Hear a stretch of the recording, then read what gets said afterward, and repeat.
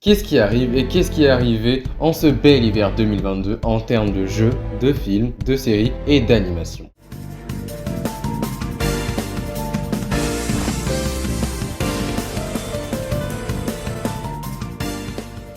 Cet hiver qui marque la fin de 2021 et le début de 2022 a démarré sous les meilleurs auspices en ce qui concerne la pop culture. Et ça, ce n'est pas près de s'arrêter.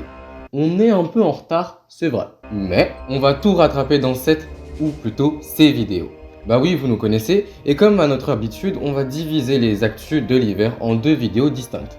La première va traiter des plus gros jeux vidéo qui arrivent cet hiver, ainsi que les animés et les films d'animation de la saison. On va évidemment prendre en compte tous les éléments étant ou allant sortir entre décembre 2021 et février 2022 et aborder tout ça par ordre chronologique. Mais vous devez avoir l'habitude si vous regardez déjà nos vidéos depuis quelques temps.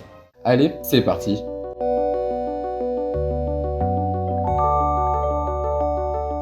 On commence par le premier film de cette vidéo et du mois de décembre, Tous en scène 2, qui est sorti depuis le 22 décembre 2021. Ce film d'animation, ou plus précisément cette comédie musicale d'une heure et demie, est réalisé par Gareth Jennings, par le studio d'Illumination Entertainment, ainsi que Universal Studios.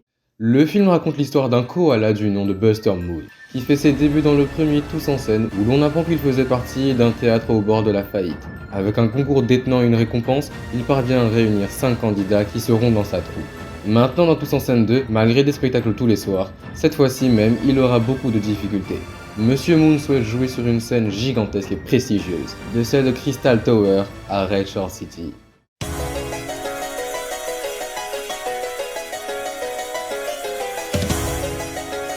Sorti en 2021, La Cour 2, c'est-à-dire la deuxième partie de la saison 1 de 12 épisodes de Ranking of King, est sorti il y a plusieurs jours le 6 janvier dernier et comptera 11 épisodes au compteur. Cet anime raconte l'histoire d'un jeune prince sourd-muet et naïf du nom de Boji, qui est mal considéré par la plupart de son peuple à cause de son handicap. Dans un monde qui prône la hiérarchie des rois entre eux et où Boji est tout en bas de l'échelle. Mais c'est en rencontrant Cage, un petit monstre au grand cœur, avec qui il formera un duo iconique, le petit prince va commencer à allumer une petite étincelle de courage au fond de son cœur. Trahison, meurtre, ce sont des thèmes très sombres qui sont abordés dans cette série, plus profonde qu'elle peut le faire penser par son style de dessin. Dans une série dont vous avez forcément entendu parler si vous êtes un fan d'anime et que vous traînez au minimum sur les réseaux sociaux, et c'est normal, la série dispose d'un engouement sans pareil. C'est un véritable outsider avec une grande fanbase. On ne peut que vous conseiller de vous regarder cet animé. Sword Art Online Progressive, sorti le 6 janvier 2022 en France, mais le 30 octobre au Japon, reprend les événements du light novel du même nom, et donc le début de la saison 1 de Sword Art Online. Mais cette fois avec comme personnage principal, et accessoirement compagne de Kirito, Yuki Asuna. Le film durera 1h38 et sera réalisé par A1 Pictures. Le film développe également plus en profondeur les personnages secondaires rencontrés au fil de l'anime.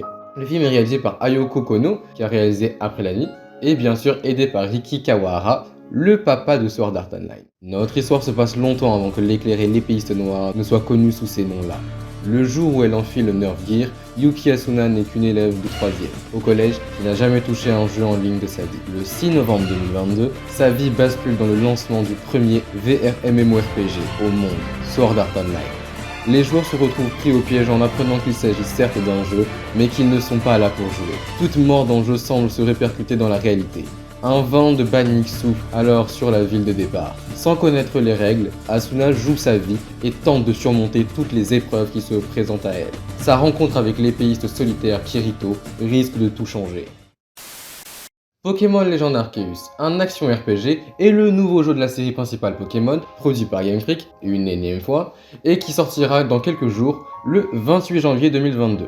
Le jeu est sûrement voire le plus attendu de ce début d'année, pour la simple et bonne raison qu'il veut se présenter comme un renouveau pour la saga. Déjà, le jeu est plus en deux versions, abritant nombre de nouveautés de gameplay. Le jeu sera un quasi open world, la région d'Issui, le signe d'antan, abritera de nouvelles formes et évolutions de Pokémon déjà connus. Les méthodes de capture et de combat seront totalement remaniées, bien que restant tour par tour mais bénéficiant elles aussi de nouvelles mécaniques. De plus, de nouvelles fonctionnalités s'assimilant aux actions RPG seront intégrées dans ces jeux, comme un système de crafting, de nombreuses quêtes secondaires répertoriées et j'en passe. Côté histoire, on sait que le jeu est un préquel à Diamant et Perle et qu'il se déroule plusieurs dizaines, voire centaines d'années avant ces jeux. Le genre qu'on incarne a pour but de créer le premier codex de Hisui et se retrouvera impliqué d'une manière ou d'une autre à des événements ayant un lien avec Arceus, le dieu des Pokémon. Le jeu divise depuis plusieurs mois, certaines personnes étant plus sceptiques que d'autres, avec comme raison principale la qualité graphique du jeu qui pour la majorité laisse encore à désirer, ou encore la peur que Legend Arceus ne soit qu'un jeu vide et peu profond. Nous verrons bien si ces critiques seront justifiées ou non ce 28 janvier prochain.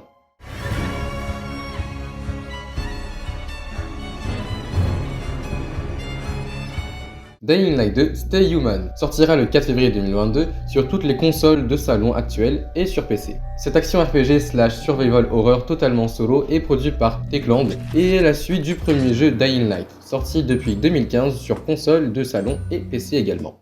Le deuxième opus se déroule 15 ans après le premier, où un agent pathogène appelé le Virion a fait des ravages sur la ville turque d'Harran. L'agent Cal Crane a été donc envoyé en mission dans les restes de Harran pour récupérer un potentiel remède au virus. Dans cette suite, le virion n'a pas pu être contenu, a évolué et s'est propagé sur la Terre entière, causant la mort de 98% de la population mondiale. Hayden Catwell, un survivant infecté, est à la recherche d'un remède dans la cité, une ville comme bien d'autres ravagée par le virion et les mercenaires et bandits en tout genre. Ce jeu est un open world free roaming où on peut se déplacer quasiment partout sur la carte. Très grand, pour ainsi dire plus de 4 fois plus grand que la carte du préquel. Le jeu reprend les codes du premier opus où on pourra de nouveau parcourir la ville de différentes manières, en escaladant en faisant du parcours par exemple et regorgeant d'énigmes à résoudre. C'est toujours un jeu à choix où on devra décider ou s'allier ou non avec certaines factions de survivants, ces alliés ayant des répercussions sur l'environnement et l'histoire elle-même. De plus, dans Stay Human, le cycle jour-nuit sera amélioré et bien plus significatif dans ce préquel. Les incarnés seront bien plus dangereux qu'à l'accoutumée, et l'horreur sera bien plus présent la nuit. On vous laisse vous faire un avis sur le jeu, faudra juste attendre le 4 février pour mettre vos mains sur Dying Light 2 Stay Human. Après Horizon Zero Dawn, Horizon Forbidden West sera aussi fait par le studio Guerrilla Games. On apprend officiellement lors de l'événement The Future of Gaming de Sony qu'il sortira le 18 février sur PlayStation 5, mais il sera aussi disponible sur PS4. Ce jeu RPG sera un monde ouvert solo. Comme pour Horizon Zero Dawn, nous allons suivre les aventures d'Aloy, sauf que cette fois-ci elle sera plongée dans une nouvelle contrée, la Californie. Complètement plongée dans une ambiance post-apocalyptique, avec son lot de tempêtes massives et de machines mortelles comme dans le précédent opus. Nous pouvons constater aussi des changements au niveau du gameplay, par exemple avec une carte plus grande que l'ancien Horizon, qui permet d'avoir de nouvelles espèces mécaniques et un nouveau paysage maritime à explorer. On arrive sur un gros morceau. Enfin, Elden Ring, le nouveau titre solo avec un peu de coop, phare de From Software, connu pour les jeux à difficulté accrue comme les Souls, tous les Dark Souls et Demon Souls, sort dans un peu plus d'un mois, le 25 février 2022 sur console de salon next-gen et actuelle. Ce jeu est très attendu par les fans depuis maintenant plus de 3 ans, et à raison, Elden Ring sera produit par Hidetaka Miyazaki, créateur de la série des Souls, en collaboration avec un grand nom du genre Dark Fantasy, George R.R. Martin. Vous le connaissez très probablement puisque c'est l'auteur des livres de Game of Thrones, qui seront plus tard adaptés en série TV, et connaîtront un grand succès auprès du grand public. Petite info, Martin est aussi connu pour sa maîtrise du world building, réussissant à créer de toutes pièces des mythologies entières et des mondes vivants dans ses histoires. Quelque chose qui va faire la force de Elden Ring, un jeu très dirigé par le lore et la fantasy. L'ordre d'or a été anéanti, levez-vous sans éclat, et puis la grâce guidez vos pas. Grandissez la puissance du cercle d'Elden, devenez seigneur de l'Entreterre. Dans l'Entreterre où règne la reine Marika l'Éternelle, le cercle d'Elden, source vitale de l'arbre-monde, fut brisé. Les descendants de Marika, tous des demi-dieux, revendiquent l'éclat du cercle d'Elden, également appelé rune majeure. Ainsi débuta l'éclatement, une guerre menant la folie provoquée par leur puissance, fraîchement acquise. Une guerre qui sonna le renoncement de la volonté suprême. Ainsi viendra l'heure des sans-éclats, eux qui se refusa jadis la grâce dorée, et qui furent exilés de l'Entreterre. Vous qui avez péri et qui pourtant vivez, cheminez vers l'Entreterre, par-delà la mer de brume, pour vous tenir devant le cercle d'Elden, et ainsi en devenir seigneur. Comme on peut le voir, c'est un peu compliqué, mais c'est aussi une preuve de l'univers énorme que nous fournit Martin ici. Même si on n'a pas la moindre idée de ce que peut être l'Ordre d'Or ou encore le Cercle d'Elden, on se doute que toute cette histoire a l'air de bien tenir debout et on ne peut que en être heureux.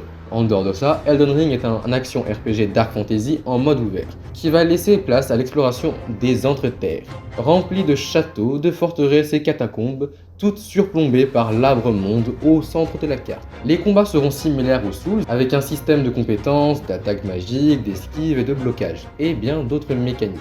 On pourra également invoquer des esprits durant nos combats afin de nous aider, un système qui forme une grande partie du système de jeu multijoueur d'Elden Ring, les autres joueurs pouvant être invoqués afin de participer à des parties coopératives. On pourra aussi parler de la vaste faune et flore gigantesque créée par Martine, du système de crafting ou encore de la possibilité de monter à cheval, mais on y passera encore des heures à expliquer. Quoi qu'il en soit, Elden Ring sortira fin février, alors chauffez bien vos cartes bancaires, puisque ce titre risque de faire beaucoup parler de lui cette année.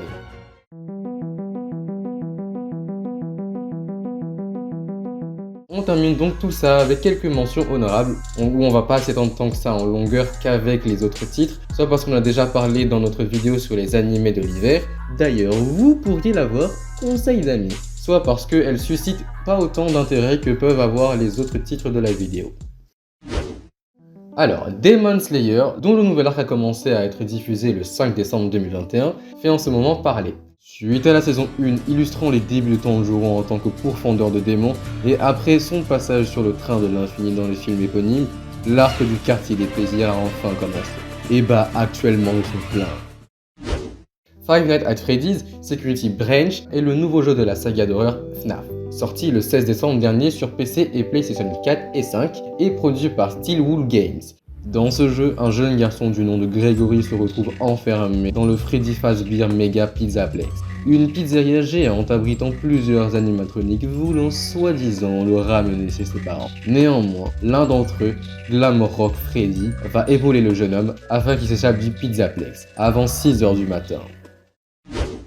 Le préquel et one-shot de Akutami adapté en film, Jujutsu Kaisen 0, est sorti dans les salles japonaises le 24 décembre dernier. Animé par MAPPA, il met en scène l'histoire de Yuta Okutsu dans le lycée d'exorcisme de Tokyo.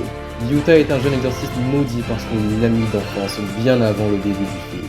Préparez-vous à revoir des têtes connues, ce film se déroule un an avant les événements de la première saison de la série principale. On croise les doigts pour une sortie du film à l'international, histoire de le voir dans nos salles françaises le plus vite possible.